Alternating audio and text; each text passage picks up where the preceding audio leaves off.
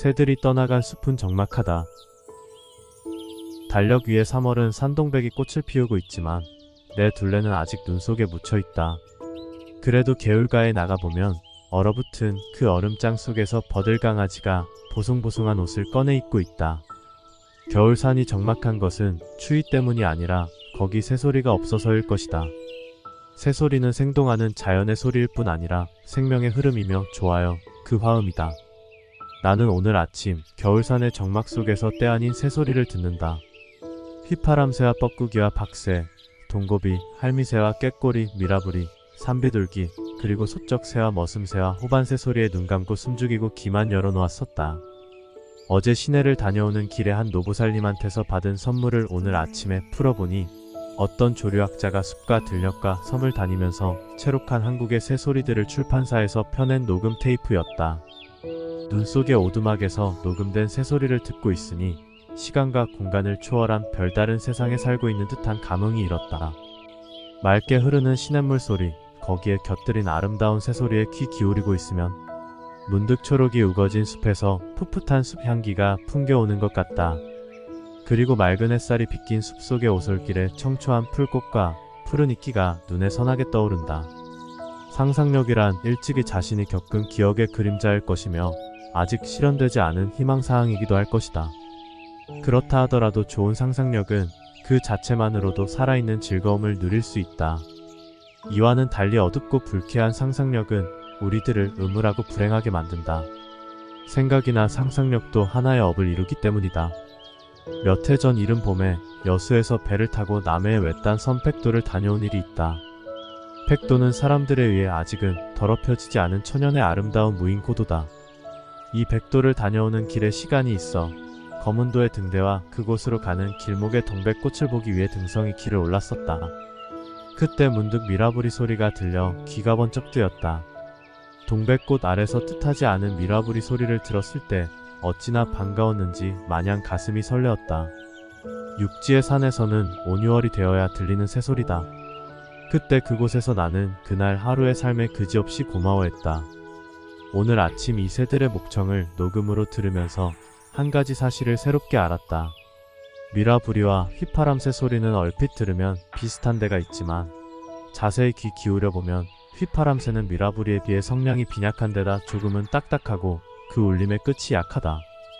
미라부리는 그 목청의 기름기가 잘잘 흐르는 것 같은 아주 음률적인 소리를 띠고 있다.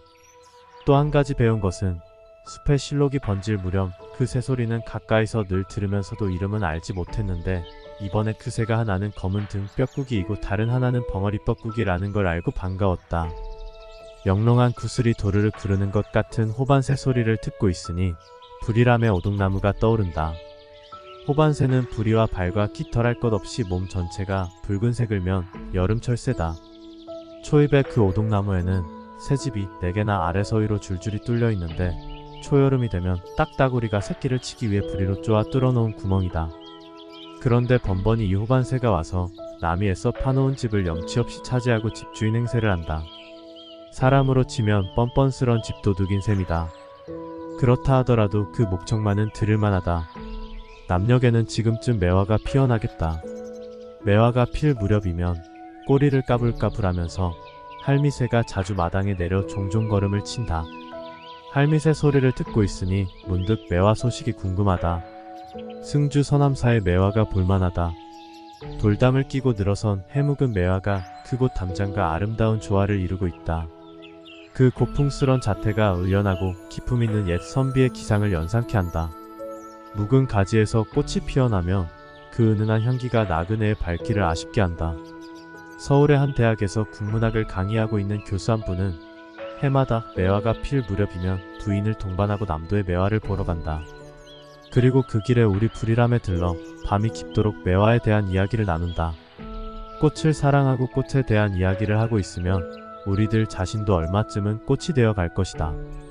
광양 어디엔가 수만 그루의 매화나무가 있는 드넓은 농원이 있다는 말을 들었는데 올봄에 한번 가보고 싶다. 할미새 소리를 듣다가 그 연상작용으로 매화에 이끌리고 말았다. 영 너머에선 듯 아득한 뻐꾸기 소리가 들려오고 있다. 뻐꾸기 소리는 듣는 사람의 가슴에 어떤 아득함을 심어주는 것 같다. 밝고 명랑한 꾀꼬리 소리는 귀로 들리고 무슨 한이 밴 것 같은 뻐꾸기 소리는 가슴으로 들린다. 밤에 우는 소쩍새의 목청이 차디찬 금속성을 며 금관 악기의 소리라면 멀리서 들려오는 뻐꾸기의 목청은 푸근한 달무리가 아련하게 감도는 목관 악기의 소리일 것이다. 꾀꼬리의 목청은 여럿이서 들을 때 더욱 즐겁고 뻐꾸기는 혼자서 벽에라도 기대고 들을 때가 좋다. 남도의 산에서는 해마다 5월 5, 6일경이면 어김없이 꾀꼬리와 뻐꾸기가 잇따라 찾아온다. 처음 그 소리를 들으면 얼마나 반가운지 마치 앞산 마루에 막 떠오르는 보름달을 대하는 그런 반가움이다. 꾀꼬리 소리는 가까이서 들을수록 좋고 뻐꾸기는 아득하게 멀리서 들리는 소리가 더 어울린다. 오래전 춘원에 그래서 읽은 듯 싶은데 일갓집 처녀 아이가 사랑하는 남자로부터 버림을 받고 몸져누워 꼬치꼬치 말라간다. 어느 날 들여다보러 갔더니 그 아이가 꺼져가는 목소리로 이런 말을 하더란다. 아저씨, 저는 죽으면 뻐꾸기가 되어 이 산 저 산으로 날아다니면서 내 하늘 노래할래요. 뻐꾸기 우는 소리를 듣고 있으면 어릴 적에 읽었던 이 말이 문득 떠오를 때가 있다. 산비둘기는 또 무슨 한이 있어 저리도 서럽게 우는고. 흐느끼듯 우는 산비둘기 소리를 들으면 내 가슴에까지 그 서러움이 묻어오는 것 같다. 우리 곁에서 새소리가 사라져 버린다면 우리들의 삶은 얼마나 팍팍하고 메마를 것인가. 새소리는 단순한 자연의 소리가 아니라 생명이 살아서 약동하는 소리요. 자연이 들려주는 아름다운 음악이다. 그런데 이 새소리가 점점 우리 곁에서 사라져가고 있다. 안타까운 일이다. 어린 참새며 까치며 희귀조류까지 사람의 손에 잡혀 먹히고 톡한 농약으로 인해 논밭이나 숲에서 새들이 무참히 죽어가고 있다. 극심한 대기오염 때문에 텃새와 철새들도 이 땅을 꺼리고 있다. 새가 깃들지 않는 숲을 생각해보라. 그건 이미 살아있는 숲일 수 없다. 마찬가지로 자연의 생기와 그 화음을 대할 수 없을 때 인간의 삶 또한 크게 병든거나 다름이 없다. 세상이 온통 입만 열면 하나같이 경제하는 세태다.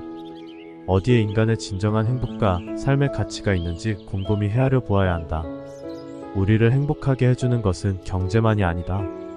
행복의 소재는 여기저기에 무수히 널려 있다. 그런데 행복해질 수 있는 그 가슴을 우리는 잃어가고 있다. 새들이 떠나간 숲은 적막하다.